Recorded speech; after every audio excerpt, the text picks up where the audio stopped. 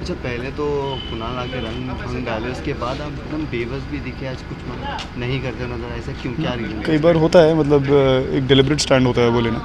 कई बार वो just to give the other person lot of confidence. It's important कि आप कई बार एक स्टेप पीछे लें बजाय इसके कि आप कूद पड़े मैदान में हमेशा की तरह।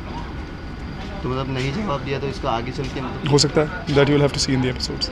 इससे पहले भी देखा, जैसे जो आपका ताई का कैरेक्टर था, काफ़ी मतलब आपने इसमें जी जान डाली, तो कितना उस कैरेक्टर को एंजॉय किया? सुबह डांस भी था। हाँ, मैं काफ़ी उस कैरेक्टर को एंजॉय कर रहा हूँ मैं। इनफैक्ट मैंने अब तक जमाई ने जितनी अपॉर्चुनिटीज़ दी हैं, जितने भी कैरेक्टर्स प्ले करने की, I have enjoyed every single character. And particularly इसमें जो होमवर्क है वो कहीं ज़्यादा है as compared to other characters.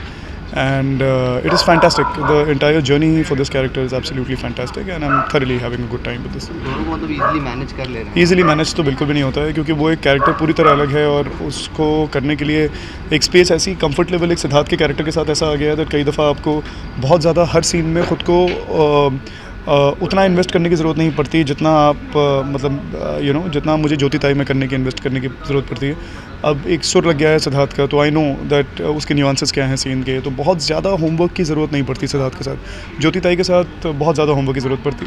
In fact I can not get into the scene till the time I have practise the scene at least 7 to 8 times in the modulated voice.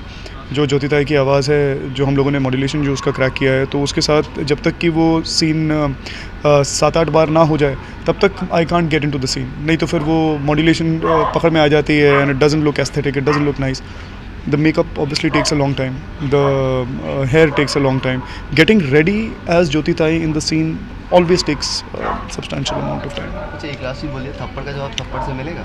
ऐसा कहते हैं ना, कहावत है कि थप्पड़ का जवाब थप्पड़ से ही मिलता है, तो कुणाल ज़रूर मिलेगा, क्यों नहीं मिलेगा।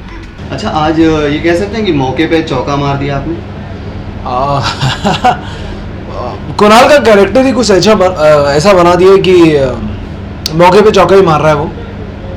और ऑफ कोर्स सेट भी कुछ ना कुछ आगे उसका खेल बिगाड़ने के लिए तैयार रहता है। तो अभी चल रही है, कभी एक पलड़ा भारी हो जाता है, कभी दूसरा पलड़ा भारी हो जाता है। अच्छा, आपका पल्ला भारी था और लेकिन उन्होंने कुछ जवाब नहीं दिया, लास्ट में आकर के उनकी माँ लेके भी गई, तो लग रहा है कि इतने सीधे इतने आसान है कि ये इतना चुपचाप से मान गए। और नहीं, लग तो नहीं रहा है, कुछ तो गड़बड़ होगी आगे भी। पर कुणाल भी तैयार है फ़िलहाल वो, क्योंकि वो अड़ा हुआ है, अपनी ज़िद पे फंसा हुआ है कि रोशनी मेरी पत्नी है और वो मेरी ही है। तो वो अपनी साइड दिखाता रहेगा, अपना जो उसका एक ईवल एटीट्यूड है वो दिखाता रहेगा।